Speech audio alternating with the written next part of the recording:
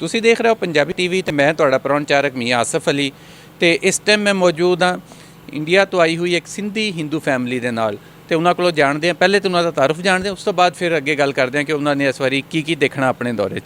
ਕੀ ਹਾਲ ਚਾਲ ਹੈ ਜੀ ਤੁਹਾਡਾ? सब बढ़िया, आप सुनाओ, सब ठीक ठाक है? ਬਿਹਤਰੀਨ। ਕੀ ਨਾਂ ਤੁਹਾਡਾ? मेरा नाम है गणेश शदानी।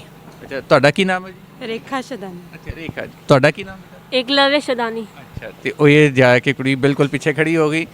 की हाल है गुड़िया? बढ़िया, आप बताओ। की नाम? एकता शदानी। अच्छा, ओए की नाम बेटा?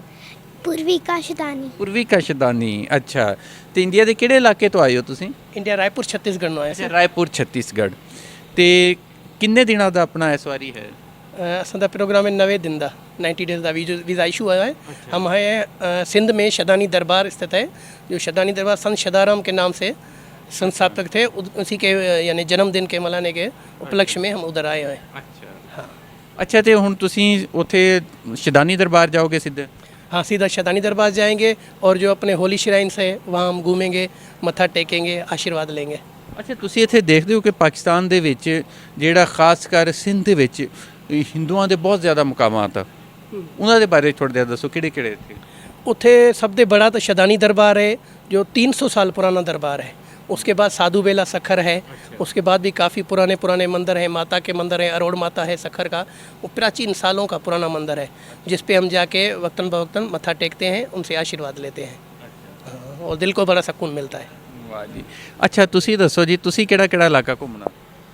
हम भी साथ में फैमिली के साथ आए हैं तो साथ में ही घूमेंगे। हाँ बिल्कुल। ਕਿੰਨੇ ਅਰਸੇ ਬਾਅਦ ਆਣਾ ਹੋਇਆ? 3 साल हो गए हैं।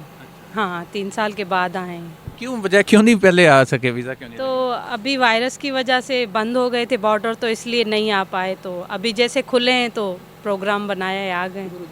हाँ, गुरुजी के साथ ही आए हैं। अच्छा, गुरु जी ਦੇ ਨਾਲ ਆਏ ਹੋ ਤੇ ਪੂਰੀ ਫੈਮਿਲੀ ਹੈ ਬਾਕੀ ਵੀ? हाँ, पूरी फैमिली। ਤੇ ਬੱਚਿਆਂ ਨੂੰ ਛੁੱਟੀਆਂ ਸੀ ਸਕੂਲੋਂ? हाँ, छुट्टियाँ थी, अभी छुट्टियाँ हैं तभी तो आए हैं। हाँ। हाँ जी। बेटा किहड़ी क्लास पढ़दे हैं? 11th। अच्छा, तो स्कूल बंद है आजकल? एग्ज़ाम्स हो गए तो वेकेशंस मिले थे तो अभी इंजॉय करने आ गए। अच्छा, यानी कि छुट्टियां इंजॉय करना है। ਤੇ ਕੀ ਕਰਨ ਦਾ प्लान है ਇੱਥੇ? ਕਿਹੜਾ ਕਿਹੜਾ ਏਰੀਆ?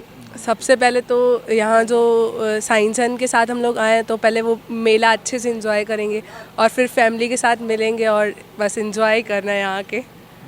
नहीं, ਇਹਦੇ ਵਿੱਚ ਕੋਈ ਸ਼ੱਕ ਨਹੀਂ ਕਿ ਬਿਲਕੁਲ ਤੁਸੀਂ ਇੰਜੋਏ ਤੇ ਕਰੋਗੇ। ਹਾਂਜੀ ਬੇਟਾ, ਕਿਹੜੀ ਕਲਾਸ 'ਚ? 8th। 8th।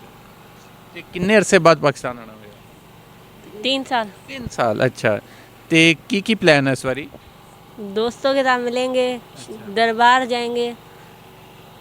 अच्छा, बस ਇਹੋ ਕੁਛ ਹੀ ਕਰਨਾ। ਚਲੋ ਹਾਂ ਵੀ ਗੁੜੀਆ, कोई शैवा वेतनों कोई ख़रीदारी का भी प्रोग्राम है? हाँ, बहुत खरीदारी करेंगे। हाँ, बहुत खरे का काम है, कपड़े खरीदेंगे, वो खरीदेंगे।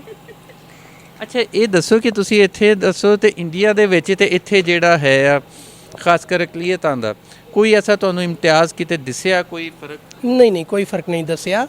उधर भी सब बराबर हैं, इधर पाकिस्तान में भी सबको अकलियतों को, मिनारिटीज़ को पूरे हकूक़ हासिल हैं। पूरे मंदिर में हमारे जो प्रोग्राम होली दिवाली जो भी रक्षाबंधन है, पूरे हम फ्रीडम से आज़ादी से मनाते हैं। कोई हमें परेशानी, कोई दिक्कत नहीं है।